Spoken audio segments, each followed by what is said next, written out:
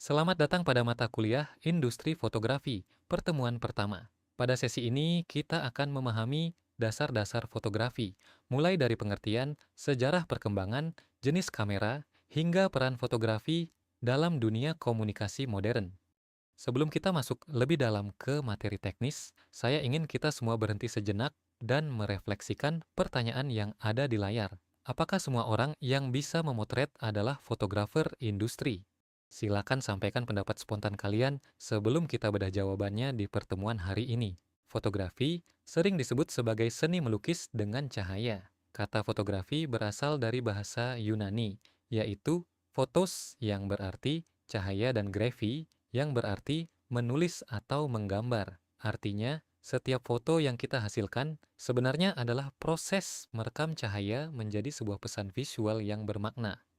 Fotografi memiliki berbagai tujuan. Foto dapat menyampaikan cerita dan perasaan, memberikan informasi, menjadi media edukasi, hiburan, sekaligus berfungsi sebagai dokumentasi dan arsip. Karena itulah fotografi tidak hanya sekadar teknik mengambil gambar, tetapi juga bagian penting dari komunikasi visual.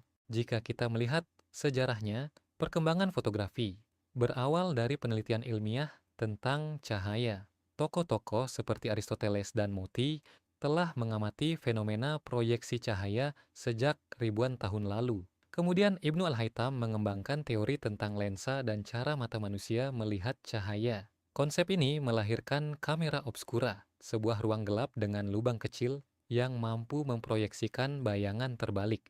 Memasuki abad berikutnya, berbagai ilmuwan terus menyempurnakan teknologi kamera. Leonardo da Vinci mempelajari kamera obskura secara rinci, sementara para ilmuwan lain mulai menambahkan lensa dan diafragma untuk menghasilkan gambar yang lebih tajam. Penemuan bahan kimia berbasis perak menjadi tonggak penting karena memungkinkan cahaya direkam secara permanen. Perkembangan fotografi modern dimulai ketika Joseph Nicephore Niepce berhasil menghasilkan gambar fotografi pertama. Kemudian, Louis Daguerre memperkenalkan proses daguerreotype dan William Henry Fox Talbot menemukan teknik negatif yang menjadi dasar pencetakan foto hingga saat ini. Inovasi terus berlanjut, mulai dari foto berwarna, film gelatin, kamera Kodak yang mudah digunakan, hingga kamera Leica format 35 mm. Dalam dunia fotografi, kamera memiliki beberapa jenis berdasarkan sistem jendela bidiknya. Kamera viewfinder memiliki lensa dan jendela bidik terpisah. Kamera single lens reflex atau SLR menggunakan cermin dan prisma sehingga fotografer melihat objek sama seperti hasil foto. Twin lens reflex memiliki dua lensa dengan sistem refleksi tetap, sedangkan view kamera memproyeksikan gambar langsung melalui lensa ke layar bidik. Perkembangan teknologi membawa fotografi memasuki era digital. Kamera digital memungkinkan penyimpanan gambar dalam bentuk file komputer, didukung oleh format seperti JPEG dan MPEG. Saat ini, kita mengenal berbagai jenis kamera digital, mulai dari kamera kompak hingga DSLR, dengan kemampuan pengaturan manual yang lebih lengkap. Bahkan smartphone telah menjadi alat fotografi yang mudah diakses oleh siapa saja. Di Indonesia sendiri, sejarah fotografi tidak lepas dari sosok Kasian Cepas, fotografer profesional yang mendokumentasikan budaya Jawa dan menjadi fotografer Keraton Yogyakarta pada abad ke-19. Perkembangan ini menunjukkan bahwa fotografi juga memiliki nilai sejarah dan budaya yang kuat.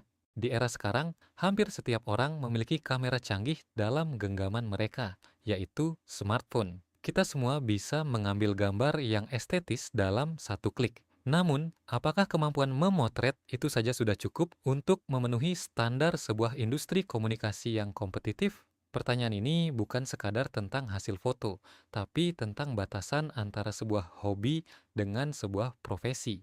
Apa yang sebenarnya membedakan kita sebagai calon praktisi komunikasi visual dengan pengguna kamera biasa? Saat ini, tren fotografi terus berkembang. Teknologi drone menghadirkan sudut pandang baru.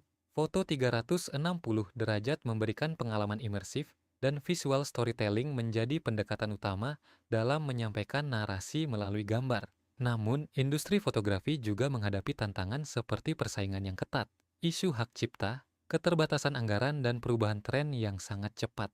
Kini, kita sampai pada titik paling krusial dalam sejarah visual manusia. Era Artificial Intelligence atau AI dan computational fotografi.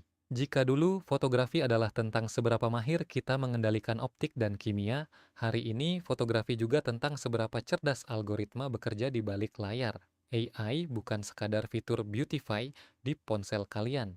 AI mampu merekonstruksi cahaya, memprediksi tekstur, bahkan menciptakan realitas baru yang belum pernah ada. Ini membawa kita pada sebuah paradoks industri. Ketika mesin bisa mengambil foto yang sempurna, apa yang tersisa bagi kita sebagai fotografer?